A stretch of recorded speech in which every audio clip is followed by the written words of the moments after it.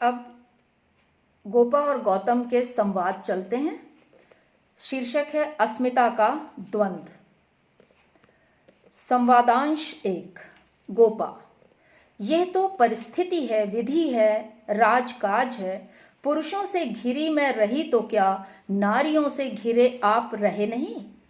गौतम: गोपे, तुम जानती नहीं हो अभी पूरी बात। नारियां जो घेरे मुझे रहती थीं, मुझसे क्या चाहती थीं, सोचा कभी? किस किस के द्वारा प्रेरित होकर सब की सब मेरे पास आती थीं, जानकर थोड़ी रुचि लेने लगे हैं युवराज राजकाज में। वे सब थीं कितने निगूढ़ अभिप्रायों से परिचालित। ऊपर से लगता था जैसे वे सारी प्रेमिकाएं हों, भीतर से कुत्सित स्वार्थ साधना का नग्न रूप। कोई भी उनमें से मुझ में अनुरक्त नहीं। गोपा: अब समझी, इसीलिए बहुत लीन रहे राजकाज में। होती अनुरक्त तो वसूल लेते, भूल सब करते संकोच नहीं ब्याज में। अकस्मात पुर बाहर जाने पर 3 ज्ञान पाए थे आपने, चौथा यह दिव्य ज्ञान राजभवन भीतर भी प्रकट हुआ। कैसी मधुर मंत्रणा मिली होगी अनुरंजित अधरों से रस रंजित कानों को। कैसा अनुभूत सत्य आकर्षक वेशों में, सघन श्याम केशों में घेरे रहा होगा तब आपको। मैं तो कृतार्थ हुई निज भार्या होकर भी। आज तक मैं जो माधुर्य नहीं दे पाई, वो सब पर भार्याएं, मुक्त काम कन्याएं अनायास आपकी अनासक्त झोली में डाल गईं। गौतम: मैं तुमसे कहता हूं, जब भी कुछ सहज बात तुम क्यों ले लेती हो सदा उसे व्यंग में? मैं तो निरीह हूं, मुझको पाषाण समझ शाण क्यों चढ़ाती हो अपनी मृदुवाणी पर? क्या मैं हूं साधन मात्र, व्यंग्य का उपेक्षा का प्रमुख पात्र? गोपा: क्या मुझको आपसे इतने परिहास का भी कोई अधिकार नहीं? क्या केवल त्याग की तितिक्षा की बातें ही करनी है, जिनका सचमुच कोई पार नहीं? आप क्यों सदा ही गंभीर बने रहते हैं? गौतम: हाँ, तो उन नारियों की बात अभी पूरी नहीं हो पाई। उनमें रमता कैसे जान लिया मैंने जब। वे सब तो मेरी पिपासा को शतविधि उदीप्त कर मुझे एक साधन बना चाहती थी राजकीय वैभव, गौरव, प्रशय, अहरह पदोन्नति। मात्र अपने स्नेह भांजनों की, पतियों पिताओं बंधु बांधवों की, अथवा किन्हीं गूढ़ अभिप्रायों से शासन के गोपन रहस्यों को किसी भांति हथियाना। उनका वह सोद्देश्य कृत्रिम स्नेहातिरेक से पूरित लज्जाहीन व्यवहार। उनका वह सोद्देश्य कृत्रिम स्नेहातिरेक से पूरित लज्जाहीन व्यवहार उसी तरह लगातार मुझ में संदेह उपजाता था। चाहता तो दुर्लभ नहीं थी मुझे उनकी देह, चाहता तो दुर्लभ नहीं थी मुझे उनकी देह, किंतु मैं तो मन ही मन देहों से नहीं संदेहों से ग्रस्त था। गोपा: उन्हीं तक रखते संदेह सभी परिसीमित मुझ पर क्यों लादते हैं? दूसरों का दोष भार उनमें और मुझ में कुछ अंतर नहीं पाते क्या?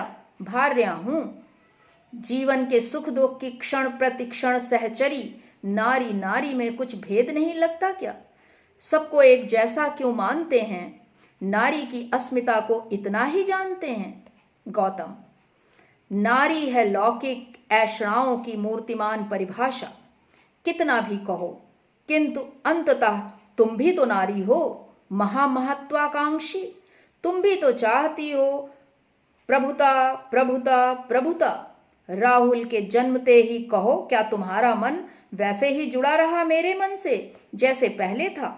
मेरे प्रति अपनी उदासीनता को मुझसे ही कैसे नकारोगी? मेरे प्रति अपनी उदासीनता को मुझसे ही कैसे नकारोगी? मैं तो भुक्त भोगी हूं और यही सामने उपस्थित हूं। कैसे कहोगी तुम मेरे आकर्षण की प्रखर धार अब भी तुम्हें सपनों के लोक में बहाए लिए जाती है? गोपा: कितने निर्मम हैं आप, कितने अकरुण हैं आप। कितने निर्मम हैं आप, कितने अकरुण हैं भाव, आप ही में केंद्रित था मेरा स्वप्न लोक सब, राहुल भी आप ही का है नन्हा प्रतिरूप, देखिए तो उसे कभी लेकर निज गोद में।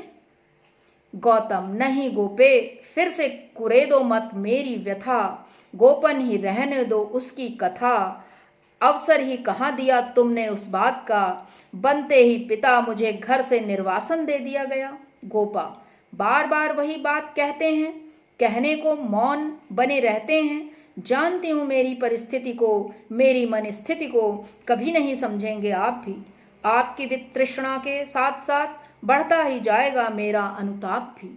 गौतम, मेरी हर बात तुम्हें लगने लगी है बुरी, ऐसे में मेरा यहाँ रहना निरर्थक है, तुमसे अब और कुछ कहना निरर्थक है, जाता हूं, हो जाओ लीन तुम अपने सुख स्वप्न में। गोपा, स्वप्न यदि मैं देखती हूं, आप कल्पनाएं कर लेते हैं, एक ही मनोगति के दोनों दो रूप हैं, कह लें कहना हो और कुछ, मन की मन में ही क्यों रहे बात, जानती हूं मुझ पर जो होता है वज्रपात, अपने में बने चाहे जितने मुक्तिकामी आप, नियति की गति से हम दोनों हो मुक्त नहीं, नियति की गति से हम दोनों ही मुक्त नहीं, कितने राजपुत्रों के आते रहे लग्न संदेश देश देश से, किंतु आह मुझको परिणय के लिए आना था इसी द्वार, अंततः घटना चक्र घटकर ही रहता है दुर्निवार। गौतम, खेद है तुम्हें, खेद है तुम्हें मुझसे परिचय का, तब मैं क्या बात करूं, जाओ अब सो रहो, राहुल मैं हो रहो। लगी सोचने यशोधरा नीचा सिर करके, रोक लिया दृग जल घुटनों पर माथा धर के, पर रोके से रुका कहां उद्वेग हृदय का, जाने कितने गुना हो गया वेग हृदय का, होठ सूखने लगे अश्रु से गीला मुख था, रक्त शून्य काया हल्दी सा पीला मुख था।